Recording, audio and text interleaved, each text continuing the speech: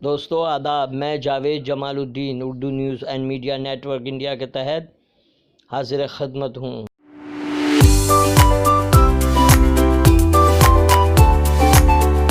دوستو بروز جمعرات 6 فروری 2020 تاریخ کے آنے میں آج کا دن ٹوڈے ان دا ہسٹری۔ آج ہم 6 فروری کو پیش آنے والے اہم واقعات کے ساتھ ساتھ سرحدی گاندھی بھارت رتن خان عبدالغفار خان کی سوانح عمری پیش کریں گے۔ پیش خدمت ہے تاریخ کے آئینے میں آج کا دن۔ ہندوستان اور عالمی تاریخ کے اہم اور مختصر واقعات۔ 1890 بھارت رتن اور عظیم مجاہد آزادی خان عبدالغفار خان کی پیدائش، جس کی تفصیل بعد میں پیش کی جائے گی۔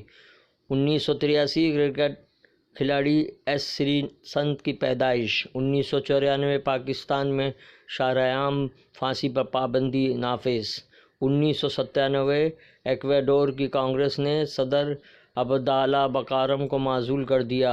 1999 ملک سے پہلے پیس میکر بینک کولکتہ میں قائم۔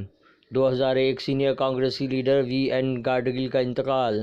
2005 آسٹریلیا نے پاکستان کو شکست دے کر سہ رخی ون ڈے سیریز جیتی۔ 2006 آزاد ہند فوج کے افسر گرو بخش سنگھ ڈھیلون کا انتقال۔ 2007 امریکہ کے اموری یونیورسٹی نے دلائی لاما کو پروفیسر مقرر کیا۔ 2008 وزیر اعظم منموہن سنگھ نے آئس لینڈ کے صدر ریگنار کرمشن سے تبادلہ خیال کیا۔ 2009 ہندوستان نے نیپال کے ساتھ متصل اپنی سرحد پر 3 بڑے ڈیموں کی تعمیر کے لیے 9.45 کروڑ روپے کی مالی مدد دی۔ 2017 وی کے ششی کلا تامل ناڈو کی تیسری خاتون وزیر اعلیٰ مقرر۔ اب پیش خدمت ہے خان عبدالغفار خان سرحدی گاندھی کے بارے میں ایک تفصیلی رپورٹ۔ خان عبدالغفار خان 6 فروری 1890 کو پیدا ہوئے تھے۔ خان عبدالغفار خان اتمنازی پختونوں کے سیاسی رہنما کے طور پر مشہور شخصیت ہیں، جنہوں نے عدم تشدد کے فلسفے کا پرچار کیا۔ کیونکہ غفار خان مہاتما گاندھی کے بڑے مداح تھے، ان کے مداح ان کو باچا خان اور سرحدی گاندھی کے نام سے بھی پکارتے تھے۔ وہ پہلے اپنے خاندان کے افراد کے دباؤ پر برطانوی فوج میں شامل ہوئے، لیکن ایک برطانوی افسر کے پشتونوں کے ساتھ ناروا رویے اور نسل پرستی کی وجہ سے فوج کی نوکری چھوڑ دی۔ بعد میں انگلستان میں تعلیم حاصل کرنے کا ارادہ اپنی والدہ کے کہنے پر مؤخر کیا۔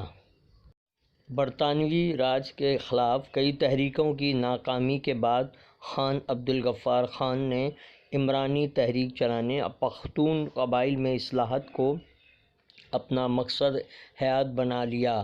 اس سوچ نے انہیں جنوبی ایشیا کی ایک نہایت قابل ذکر تحریک خدائی خدمتگار تحریک شروع کرنے پر مجبور کیا۔ اس تحریک کی کامیابی نے انہیں اور ان کے ساتھیوں کو کئی بار تشدد کا نشانہ بنایا اور پابند سلاسل کیا گیا۔ 1920 کے اواخر میں بدترین ہوتے حالات میں انہوں نے مہاتما گاندھی اور انڈین نیشنل کانگریس کے ساتھ الحاق کر لیا۔ یہ الحاق 1947 میں آزادی تک قائم رہا۔ آزادی کے بعد خان عبدالغفار خان کو امن کے نوبل انعام کے لیے بھی نامزد کیا گیا۔ آزادی کے بعد وہ کئی بار ہندوستان آئے۔ جواہر لال نہرو، اندرا گاندھی اور پھر 1983 میں راجیو گاندھی کے دور حکومت میں کانگریس کی 100 سالہ تقریبات میں حصہ لینے کے لیے 1987 میں وہ پہلے شخص تھے جن کو ہندوستانی شہری نہ ہونے کے باوجود بھارت رتن سے نوازا گیا۔ 1988 میں ان کا انتقال ہوا اور ان کی وصیت کے مطابق ان کے جسد خاکی کو جلال آباد، افغانستان میں دفن کیا گیا۔ ہندوستان کے وزیر اعظم راجیو گاندھی ان کے آخری رسومات میں حصہ لینے کے لیے پشاور گئے تھے۔ جلال آباد میں تدفین کے دوران افغانستان میں جاری گھمسان کی جنگ کے دوران دونوں فریقین نے جنگ بندی کا فیصلہ کیا، جو کہ ان کی شخصیت کے علاقائی اثر و رسوخ کو ظاہر کرتی ہے۔ ہندوستان کو انہوں نے دوسرا وطن کہا۔ آج کے حکمرانوں نے انہیں بلا دیا ہے۔ کل پھر حاضر ہوں گے تاریخ کے آئینے سے۔ اللہ حافظ۔